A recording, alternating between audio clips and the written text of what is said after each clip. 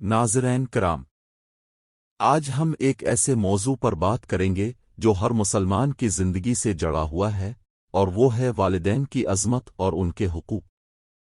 اللہ تعالیٰ نے قرآن مجید میں اپنی عبادت کے فوراً بعد والدین کے ساتھ حسن سلوک کا حکم دیا ہے۔ ارشاد باری تعالیٰ ہے، اور تمہارے رب نے فیصلہ کر دیا ہے کہ تم اس کے سوا کسی کی عبادت نہ کرو اور والدین کے ساتھ اچھا سلوک کرو۔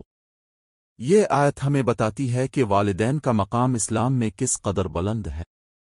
ناظرین، والدین وہ ہستیاں ہیں جو اپنی اولاد کے لیے بے شمار قربانیاں دیتی ہیں۔ ماں 9 مہینے تک بچے کو اپنے پیٹ میں رکھتی ہے، تکلیفیں برداشت کرتی ہے، راتوں کو جاگتی ہے اور بچے کی پرورش کرتی ہے۔ اسی طرح والد اپنی اولاد کی تعلیم، تربیت اور ضروریات پوری کرنے کے لیے دن رات محنت کرتا ہے۔ رسول اللہ نے فرمایا، جنت ماں کے قدموں کے نیچے ہے۔ اس حدیث سے معلوم ہوتا ہے کہ ماں کی خدمت اور فرمانبرداری انسان کو جنت تک پہنچا سکتی ہے۔ ایک شخص رسول اللہ کی خدمت میں حاضر ہوا اور پوچھا، میرے حسن سلوک کا سب سے زیادہ حقدار کون ہے؟ آپ نے فرمایا، تمہاری ماں۔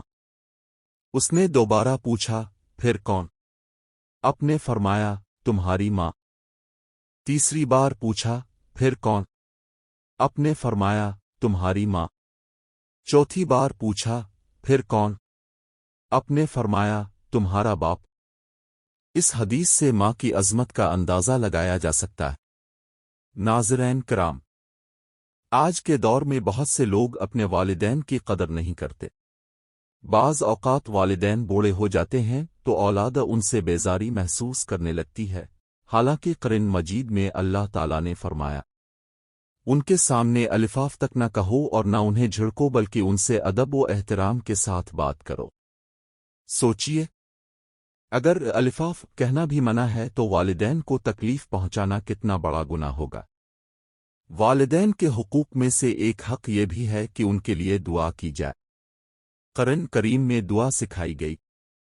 ترجمہ، اے میرے رب، ان دونوں پر رحم فرما جس طرح انہوں نے بچپن میں مجھے پالا۔ ناظرین، اگر والدین زندہ ہیں تو ان کی خدمت کیجیے، ان کے ساتھ وقت گزاری، ان کی دعائیں حاصل کیجیے، اور اگر والدین دنیا سے جا چکے ہیں تو ان کے لیے دعا، صدقہ اور استغفار کیجیے۔